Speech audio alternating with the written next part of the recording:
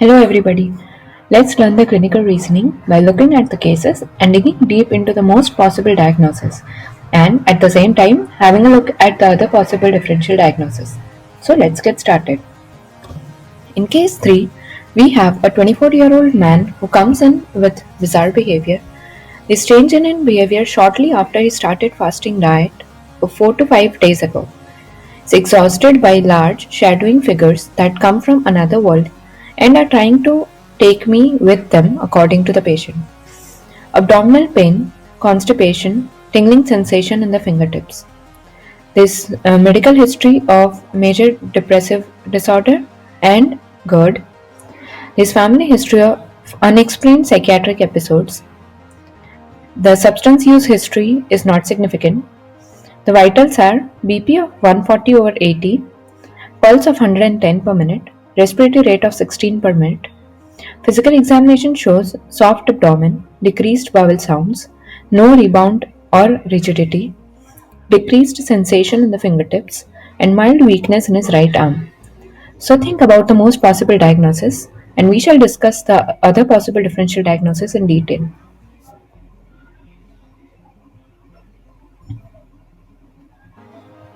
As most of you might have already concluded, the diagnosis here is acute intermittent porphyria. It is autosomal dominant disorder involving alterations in enzymes involved in heme synthesis. The signs and symptoms of acute intermittent porphyria are acute intermittent neurovisceral attacks, that is, abdominal pain with absent tenderness on palpation, vomiting, constipation, sensory and motor neuropathies, and tachycardia. The psychiatric symptoms include anxiety, insomnia, restlessness, mood fluctuations, and psychotic symptoms like hallucinations or delusions. The duration of symptoms may last from days to weeks and are resolved between the attacks. Onset is typically in their 30s or 40s. Symptoms follow the period of fasting, that is, due to carbohydrate restriction, which induces enzyme synthesis. Certain medications like carbamazepine, phenytoin, rifampin, tobacco, alcohol. Labs include elevated urinary porphobilinogen during an attack.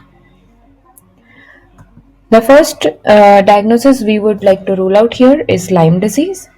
The findings with Lyme disease include erythema migrans, non-specific systemic symptoms, and carditis, with arthritic symptoms occurring later. Even though neurologic symptoms like radiculopathies, meningitis, and cranial nerve neuropathies, especially 7th, are present, they do not present with abdominal pain and psychosis.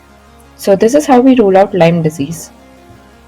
The other differential diagnosis here would include major depressive disorder with psychotic features.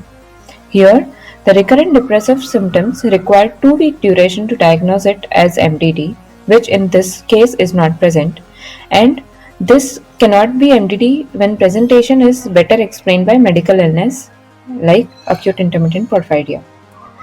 The other diagnosis we would like to rule out is schizophrenia. In schizophrenia, the diagnosis requires presence of psychotic features for at least 6 months of duration. Differential diagnosis 4 would be Wilson disease. That is, abdominal pain in Wilson disease is mainly due to acute hepatitis or liver failure, example jaundice or right upper quadrant pain. Neurologic findings typically affect movement, example dysarthria, dystonia, tremor, Parkinsonism. It is almost always accompanied by corneal copper deposits, that is KF rings. Thanks for watching this video, and please like, share and comment on this video. Don't forget to subscribe my channel for further updates on clinical reasoning. Thank you.